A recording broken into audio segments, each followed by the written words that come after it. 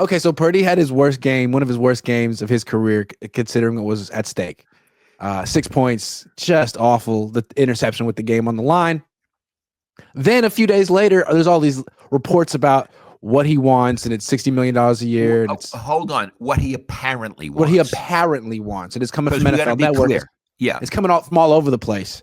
And it seems like an interesting, a bad timing for that news to get out. $60 million a year apparently is what he wants, and it's a fair ask because Trevor Lawrence, well, Dak Prescott got it, and Dak isn't that good. What do you think the 49ers should do here, Dad? Okay, it's two questions really, Iggy. One is what they should do, and one is what we think they will do. Okay? Okay. Why don't we first say what we think they will do? I think they'll offer. Go ahead. Yeah. You go ahead. No, it's your question. I asked you first.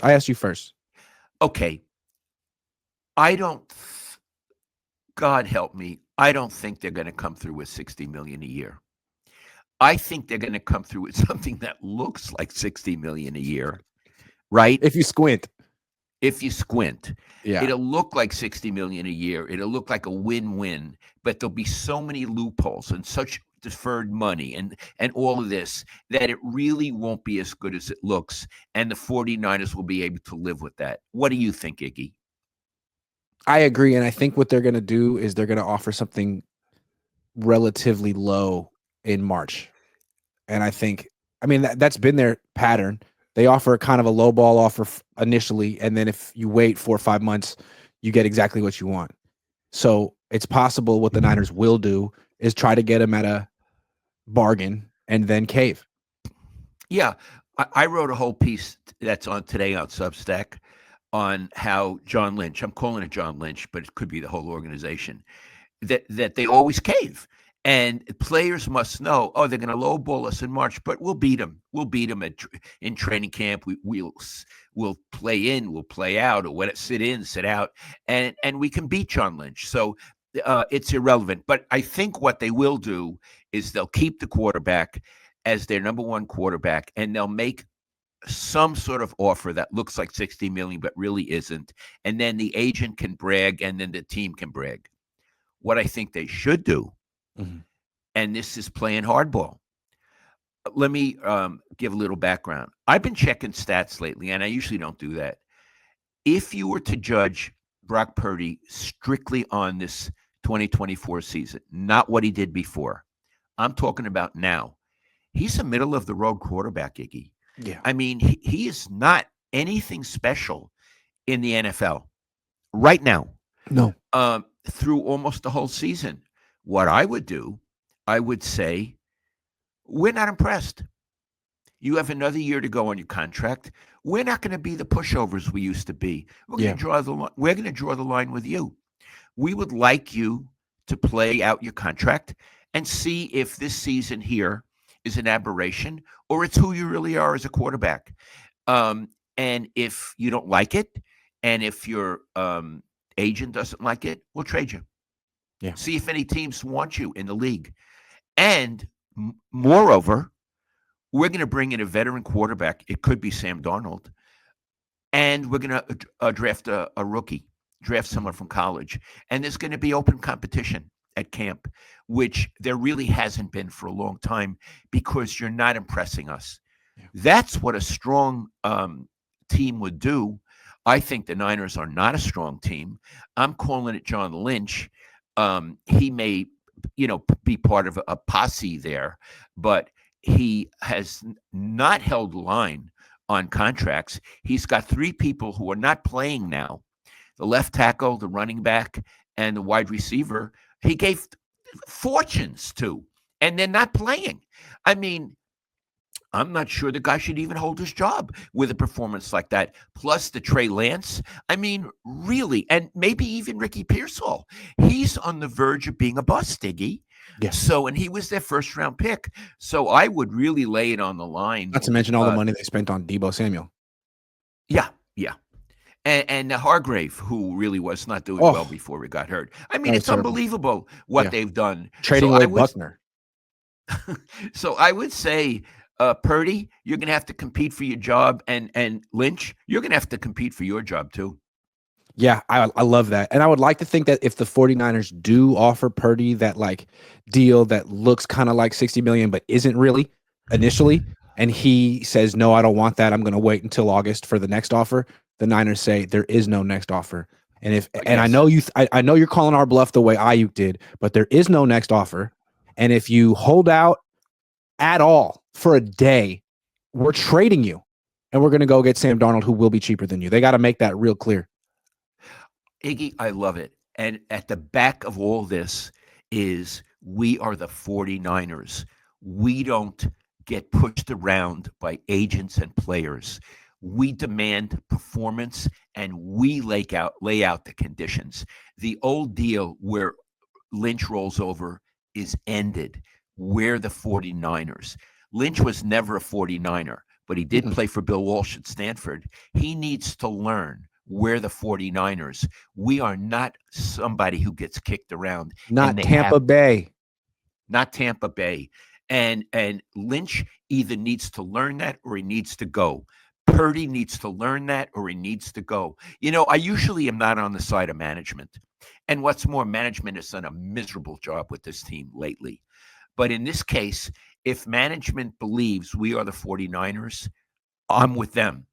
It should be the head coach who believes it. It should be the general manager who puts through this message. I don't think either is capable of doing it.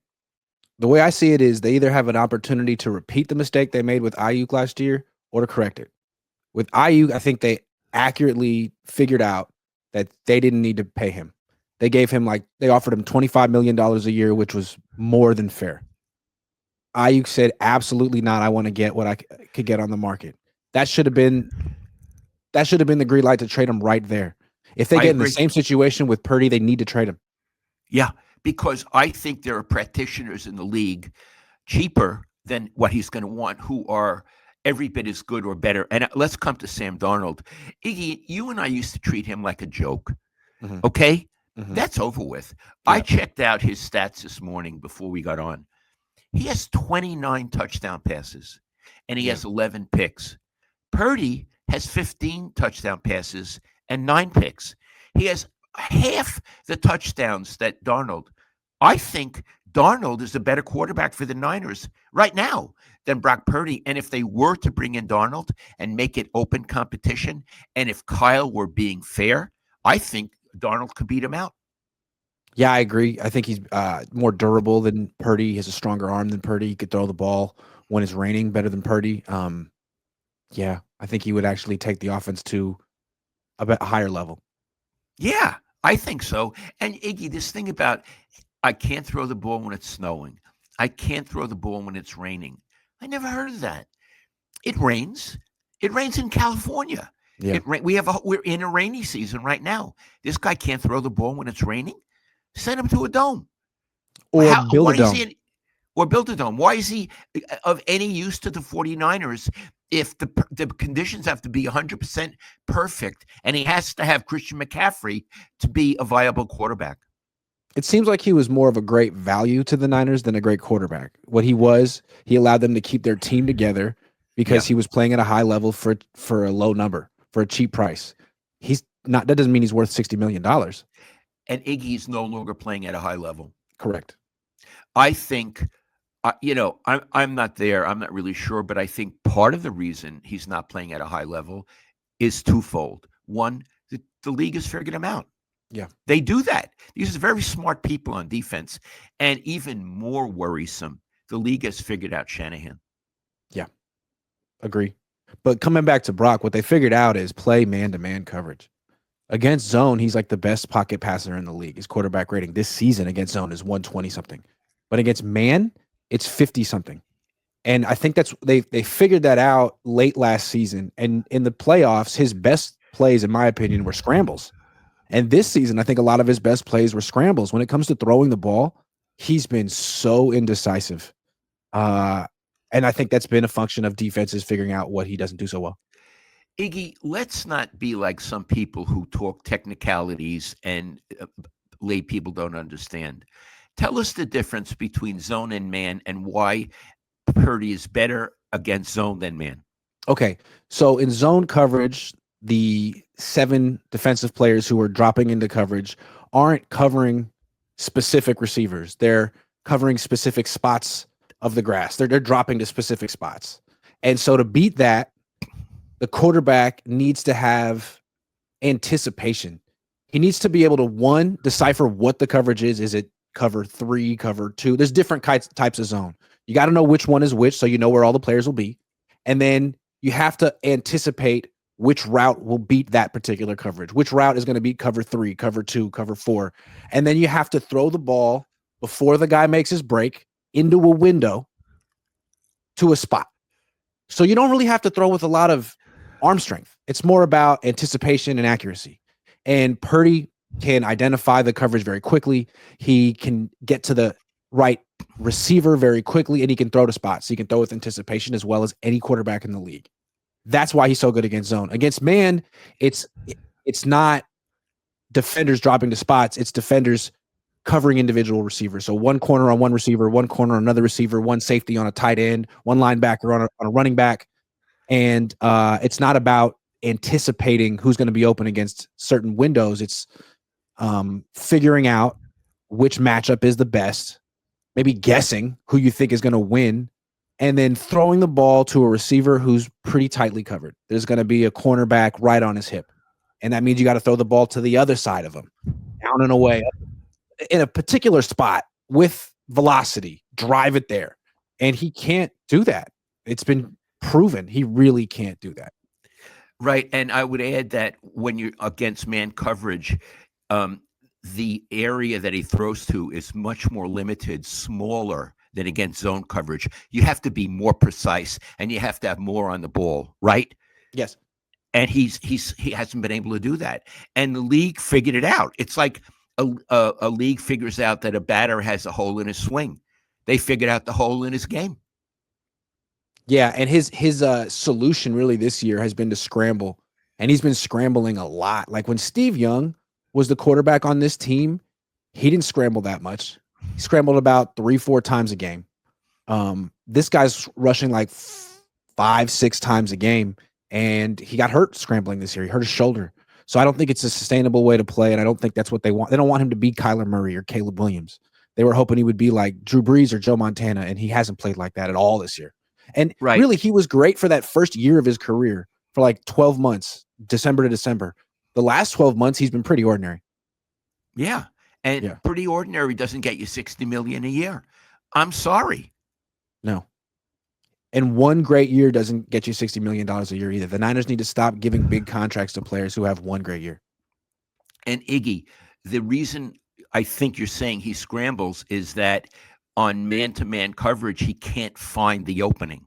Yeah, and if he does find it, he can't physically get it there. So he'd rather just scramble.